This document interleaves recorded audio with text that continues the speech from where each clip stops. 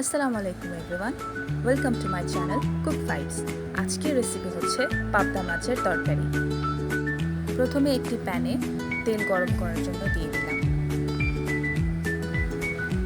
এরপর 1 মুঠ পরিমাণ পেঁয়াজ দিয়ে দিলাম। পেঁয়াজটাকে ভালোভাবে লাল করব।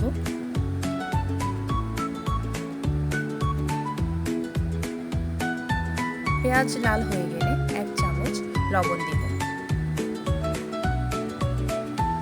এরপর ভালো মতো নাড়াচাড়া করব।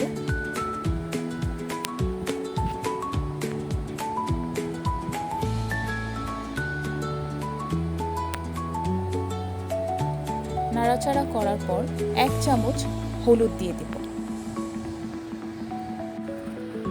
এরপর 1 চামচ গুঁড়া মরিচ দিয়ে দিব।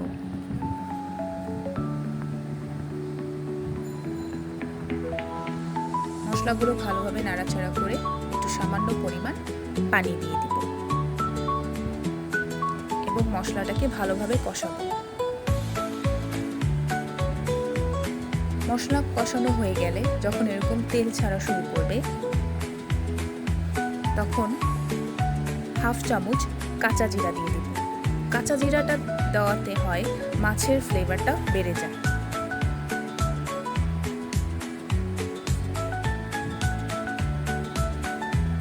এরপর ভালোভাবে মিক্স করব মশলাগুলো।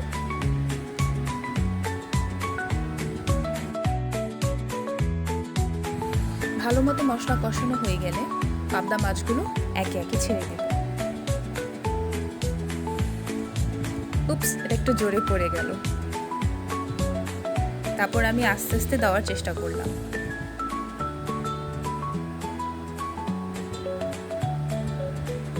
সবগুলো মাছ একে একে করে দিয়ে দিব।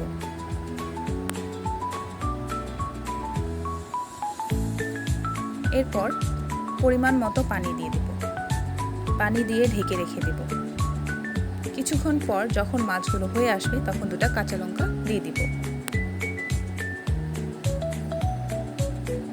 মাছ রান্না করার সময় এরকম খুঁটুন দিয়ে নাড়ানাড়ি না করে একটু সাফি দিয়ে জাস্ট এভাবে নাড়াচাড়া করলেই হয়। এরপর ভাজা জিরা উপর থেকে দিয়ে দিব। আবার কিছুক্ষণ ঢেকে রেখে দিব।